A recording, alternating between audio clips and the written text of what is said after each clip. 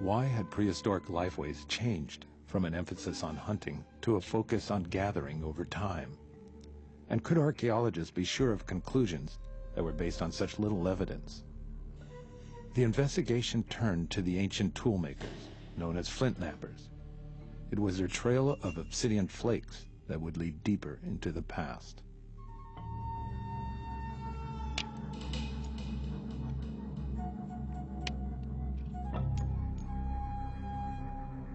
Obsidian was the ultimate tool-making material. In the hands of a skilled flint knapper, it could be shaped into an edge that is sharper than any modern surgical instrument.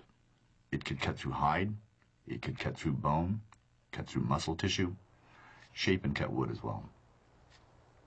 Obsidian occurs rarely in nature. In North America, it's only found in certain volcanic regions of the West. For California, those regions are predominantly the Eastern Sierra and Modoc Plateau. Owens Valley is one of the most geologically active places in the United States. It's actually a place where the continent's actually being ripped apart, and that has everything to do with why there's obsidian there. North America straddles two great tectonic plates, the Pacific Plate to the west and the North American Plate to the east.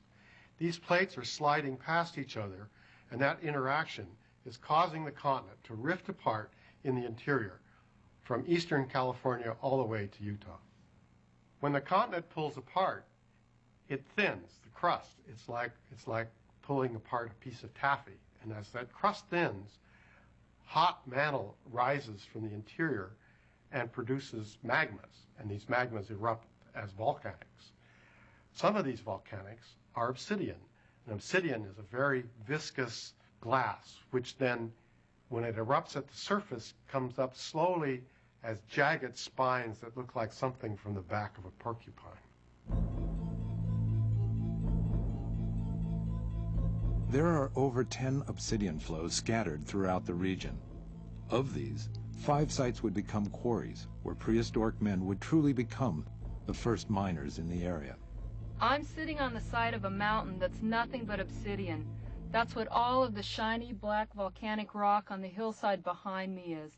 The ground here is literally covered with chipping debris, and that's the result of Indians coming here for thousands of years to make their own stone tools. They were also making surplus bifaces and knives that they trade to Indians in distant areas. The reason Owens Valley obsidian was so sought after and highly regarded was because of its high quality. It's free of inclusions or imperfections in it, so when you flake it, it flakes very predictably. This lets you produce a consistently high-quality product that's the size and shape of what you want. Because so much of this was for trade, you were producing for your client, so to speak, a high-quality end product. At its zenith, obsidian would be the principal commodity of trade for a paleoeconomy that extended throughout eastern California. Flint knappers would spend days at a quarry doing nothing but manufacturing tools that they would later trade. West over High Sierra passes, south to the tribes of the Mojave Desert, and east to the Shoshone of the Great Basin. Owens Valley obsidian would be recovered at sites near Mexico, as well as along the Pacific coast.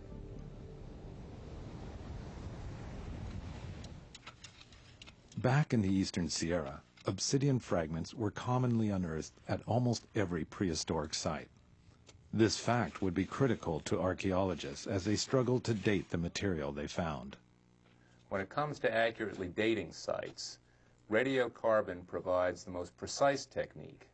The only problem is that here in Owens Valley and much of the desert west, the organic remains necessary for radiometric dating don't occur in many sites because they were never very abundant and many of them have blown away or otherwise disappeared. What that means is that many sites in this region can't be easily dated. Unable to use radiocarbon dating with any consistency, archaeologists turn their attention to the little-known research of a couple of geologists from the United States Geological Survey.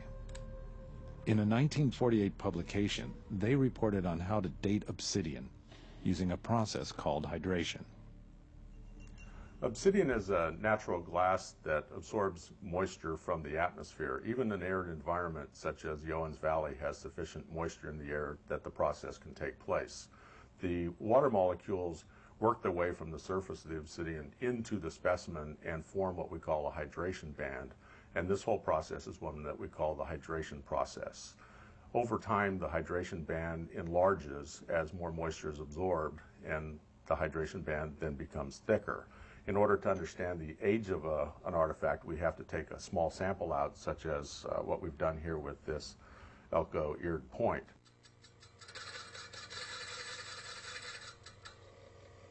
From that sample, we can create a thin section and see the hydration band and measure its thickness to actually calculate the age when this artifact was manufactured.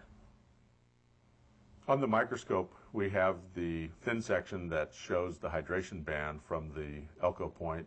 The measurement on this specimen is 5 microns. By the way, a micron is 1/1000th of a millimeter. The measurement from this specimen tells us that this artifact was made roughly 4,000 years ago. Another specimen that we have here is a desert side notch point. It has a measurement of 2.3 microns, which tells us that it's much younger and really is about 300 years old. Obsidian hydration testing gave archaeologists a sense of when in time each arrow had been made. Another form of analysis that came of age at the same time would show exactly where even the tiniest flake of obsidian had come from. Out in the field, it's pretty hard to distinguish one piece of obsidian from another. That's because obsidian is basically black glassy rock. But each obsidian flow has a unique geochemical fingerprint. In the laboratory, we can use a technique called X-ray fluorescence spectrometry to determine the trace element composition of obsidian. So when we find an obsidian artifact in the field, we can use XRF to link it to its volcanic source. Potassium, we know we have sodium. There's a secondary iron feed. Yeah. The moment an ancient flint napper struck a piece of obsidian, a fresh surface was exposed to the atmosphere, and hydration began again. Each fragment that fell would be encoded with a new timeline, as well as an exact source of origin. There's a vast amount of information packed into one of these little flakes. While we only had a few radiocarbon dates from Inyo 30, we had 38,000 of these guys. Hydration and source analysis was conducted on hundreds of obsidian samples at Inyo 30. The oldest obsidian flakes were more than 7,000 years in age. A map locating obsidian quarries where these fragments originated showed that flint nappers had been transporting their obsidian over distances averaging more than 100 miles. Younger fragments that dated between 1,500 and 3,000 years in age revealed that the transport distance was decreasing over time. And the obsidian flakes and arrowheads that were found to be most recent showed that flint nappers were traveling almost exclusively to and from a single quarry, a distance of 25 miles from Inyo 30.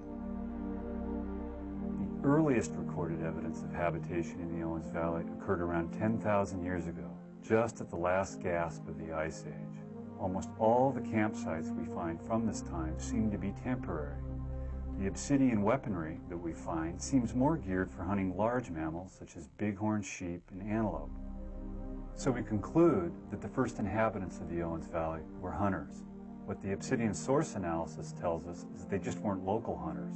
They truly wandered over vast areas, perhaps covering hundreds of miles within a single season and thousands of miles within a lifetime.